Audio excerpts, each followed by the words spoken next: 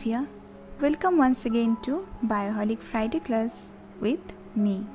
Today we will learn about our gonadal hormones of both male and female. So let's start today's lesson.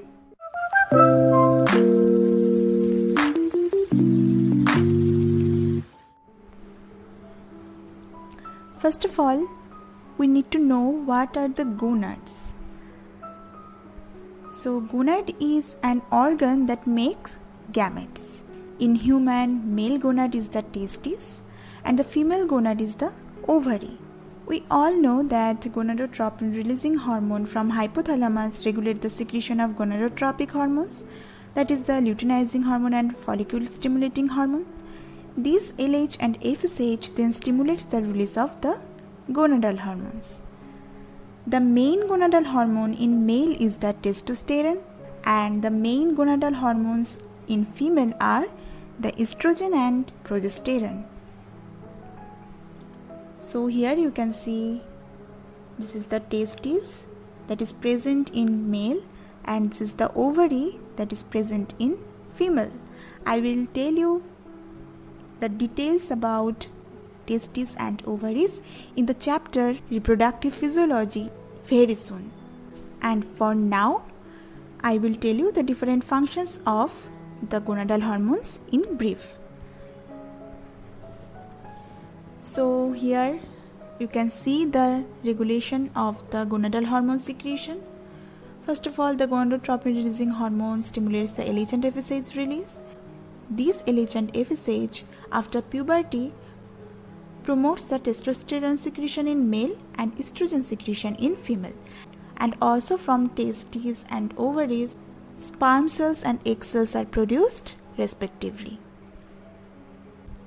So here the steps of gonadal hormones, that is the sex steroid hormones biosynthesis, are depicted here. They are synthesized mainly from cholesterol. From cholesterol, pregnenolone is formed. And from this pregnenolone, either 17-hydroxypregnenolone is formed or the progesterone is formed directly. This 17-hydroxypregnenolone can be converted into 17-hydroxyprogesterone, or the 17-hydroxyprogesterone can also be formed from the progesterone directly.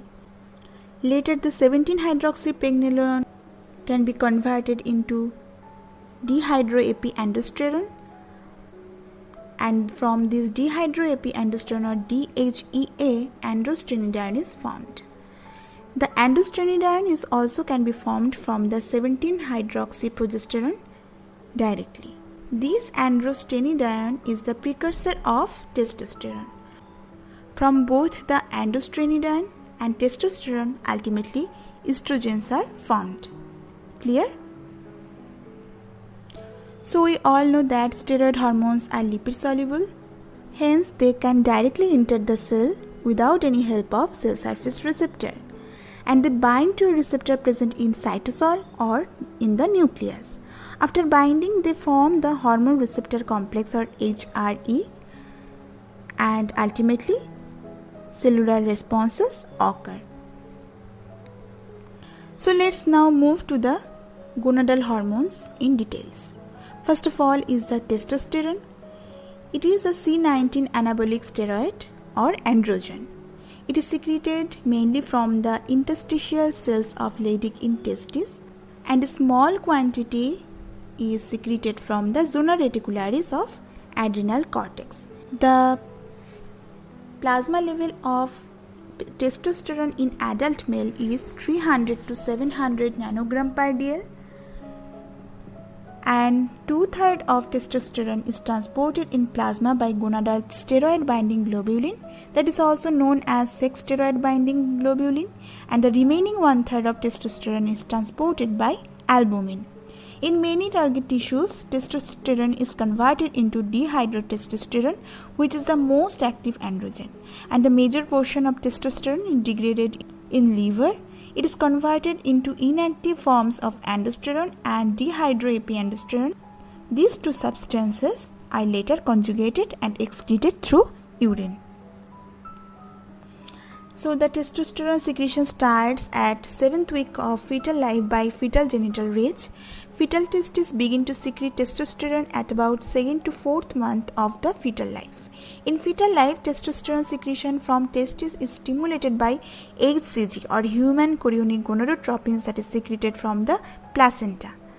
But in childhood, practically no testosterone is secreted approximately until 10 to 12 years of age, that is until puberty.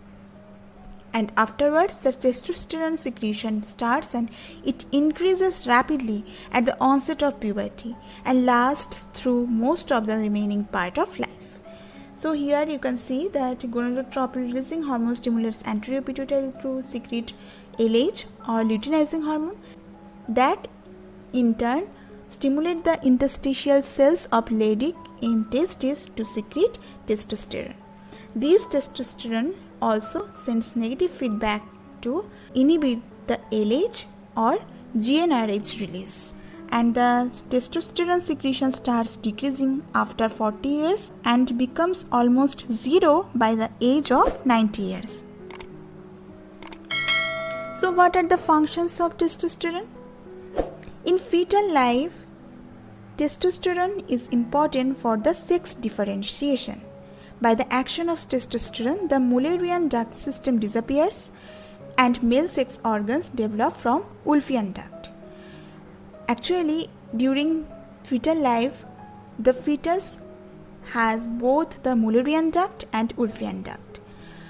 This Mullerian duct is responsible for female reproductive system generation, and the Wolffian duct is responsible for male reproductive system generation. So due to testosterone, as the Mullerian duct system disappears, so it is determined that the fetus is going to be a male, and later male sex organs will be developed. Okay. Secondly, in fetal life, testosterone is important for the development of accessory sex organs and external genitalia in male, and initially testes are developed in abdominal cavity and are later pushed down into the scrotum just before birth, and this is done by the action of testosterone. And in adult life, testosterone promotes spermatogenesis, promotes growth and development of male sexual organs. It is important for the development of secondary sexual characteristics in male. It increases bone and skin thickness. It is responsible for male type hair distribution. It is important for the changing of voice after adolescence in male. It increases basal metabolic rate, and it also increases sodium reabsorption from the renal tubules. And yes, to more androgens, dihydrotestosterone and androstenedione along with small quantities of estrogen and progesterone are also secreted from testes in male. So as in male the testosterone is secreted from testes, in female two hormones are mainly secreted from the female gonad, that is from the ovaries. First of all is the estrogen, which is a C18 steroid. In a normal non-pregnant woman, estrogen is secreted in large quantity by thicker internal cells of ovarian follicles, and in small quantity by corpus luteum of the ovaries too.